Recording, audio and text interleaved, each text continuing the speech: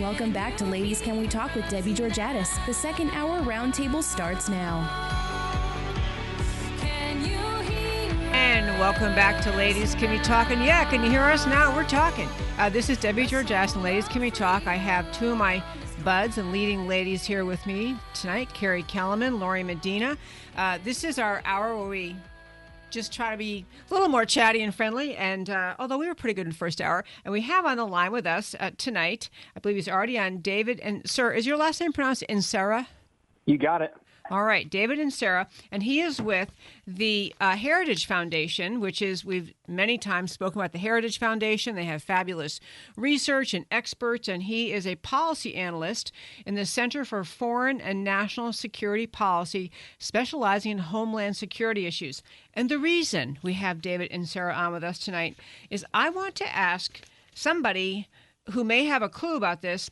There's an interesting thing going on in which the San Bernardino Islamic terrorist killers, a phone of the husband ended up in the custody of the FBI, and they have been unable to get into the phone to try to figure out what they can to learn about it, and because they don't know the password to the phone.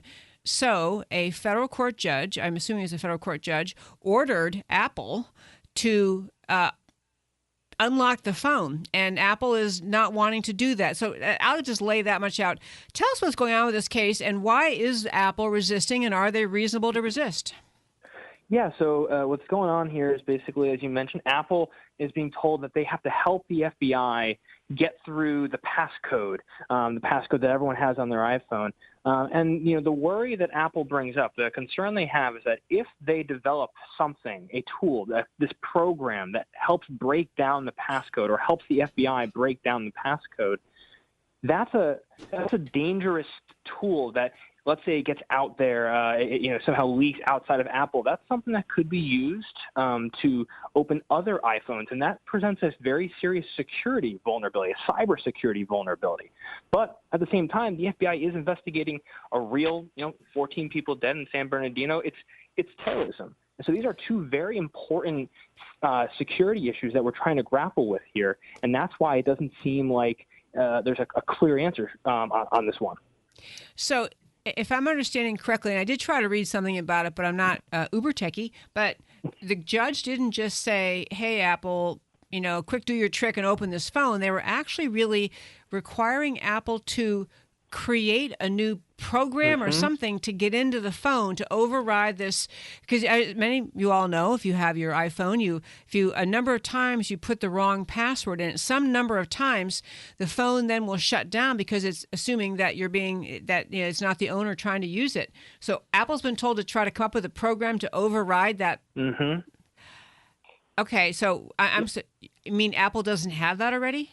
No, exactly. So Apple's designed its phones that in such a way that they want to be able to make it so that no one is able to break down the protections on your phone. Now, this is really good for you and me and regular consumers.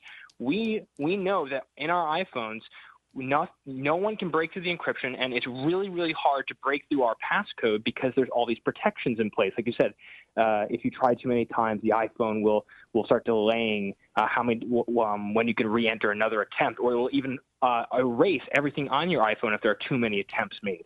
Those are protections those are protections which are important for you and me in case our iPhones fall into the wrong hands, because everything's on our phone nowadays. So it's a really important security feature for us. But the problem is bad guys can use that same thing, and that's what happens here.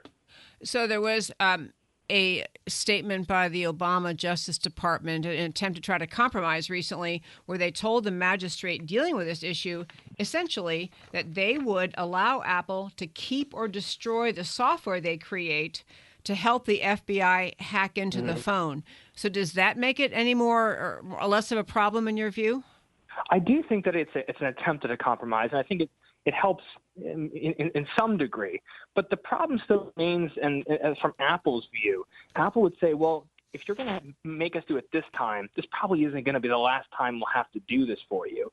And if you make us do it this time, then we're not just going to have to do it. You're going to ask Samsung or Microsoft or other companies to help And when the government needs some information from an encrypted piece of technology that they made, and so all of a sudden you're going to have all sorts of different companies being required to build different back doors. And yeah, you don't have to keep it, but you're going to have to remake a new one whenever the government wants you to.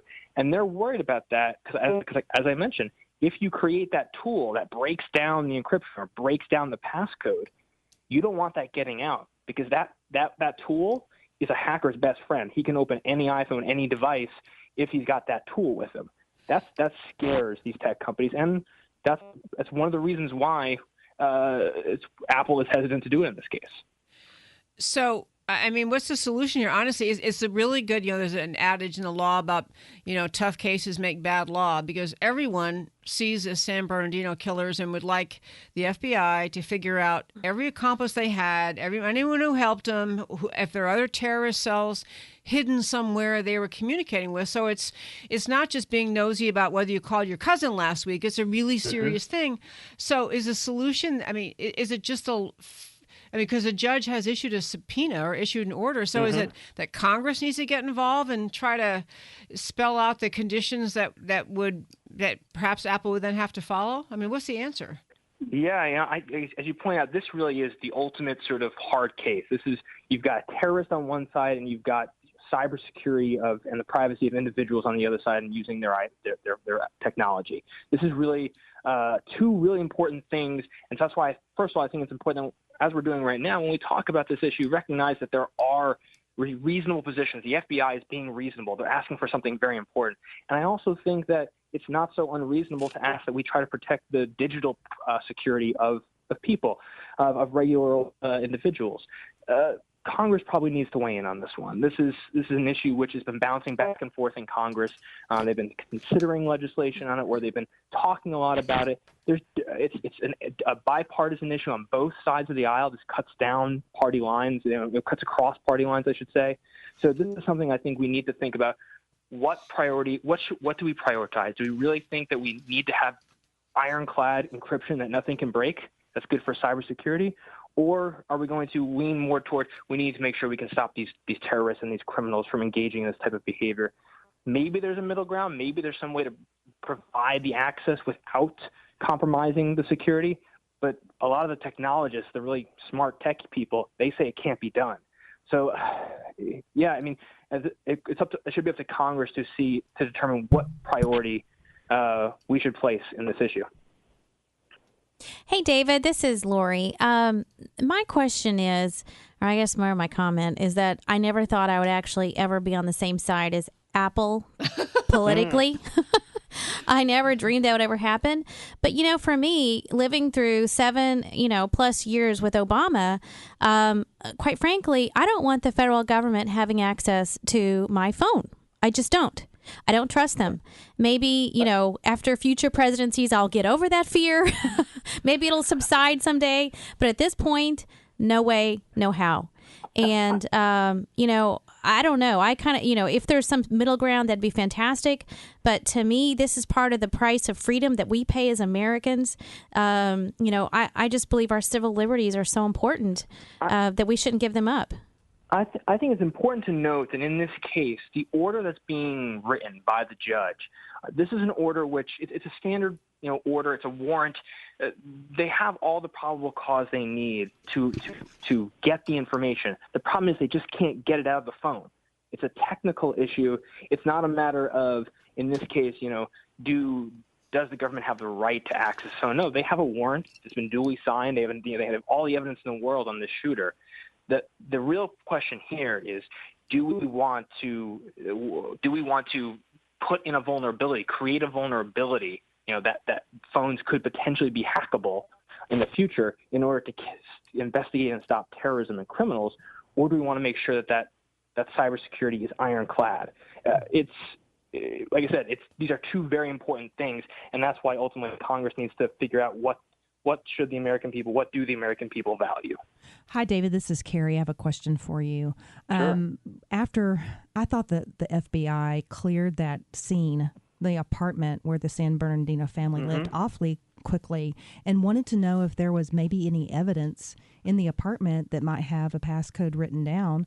Also, what happened to the mom and the sister? Yeah. They have just disappeared. The sister went on camera on like 60 Minutes or Dateline the day after this happened and said she didn't know anything about it, and yet there were pipe bombs all This over is the the place. husband's mom and sister? Yeah, it was the Yes. husband, Yes. sister, and his mother, and they have just disappeared. Now, the neighbor is incarcerated, I believe, and Ricky Martinez. But the mom and the sister have just disappeared, and I wondered, it was so creepy to watch the cameras go through that apartment, and I'm thinking, gosh, that was fast. And look, there's like receipts in the trash can, and there was all kinds of papers laying around. Yeah. I didn't know if the FBI has really searched to see if there was a way to find out what the passcode was without Apple.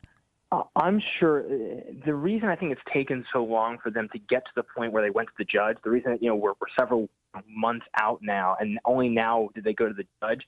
I think they did try every other option because they know this issue, this encryption issue, is one they've been speaking out about for months now, almost a year, and so they recognize that this is going to be a tough nut to crack. The judge, even in the order, the judge pretty much said to Apple, by the way, if you think this is too difficult for you to do, please appeal within 5 days. So, obviously Apple is going to do that. The judge recognized that this is going to go up the chain, and that's why I think the FBI did go through every nook and cranny of that house. They probably tried every technological solution at their disposal, but the problem is they simply cannot crack it, and they don't want to risk the phone auto-erasing. Like I mentioned before, they don't want to risk that feature is enabled, and then they would lose everything. I want to jump in and just ask you this, and then we're about out of time in this segment, but is there any action happening in Congress? Is there an effort to try to, because it seems like Congress would have to pass a law that essentially sets some standards. It can't be just your average case. It have to be a serious case with serious consequences and every other means tried. Is anyone working on this in Congress yet? I do think that there is some rumblings of this happening. I've heard from both of the intelligence chairmen, chairman of the intelligence committees, all the intelligence committee chairmen, and the ranking members have been talking about whether they would take action just in the past few days. I think we're going to start to see action on this issue. Of course, it is an election year, so who knows if that'll get tangled up. But like I said, this is an issue which often does cut across party lines. So maybe there is room for legislation. Okay, we're talking with Dave Inserra, who's with Heritage Foundation, a policy analyst. I'm so glad you explained a lot of this issue about this case because honestly, it's one that kind of confuses conservatives. We're really in favor of getting the bad guys and terrorists, and we're really in favor of our privacy. So it's a tough issue. And thank you so much for taking the time to talk with us and explain all the ins and outs of it. Yeah, thanks for having me. Okay, this is Debbie Georgatos.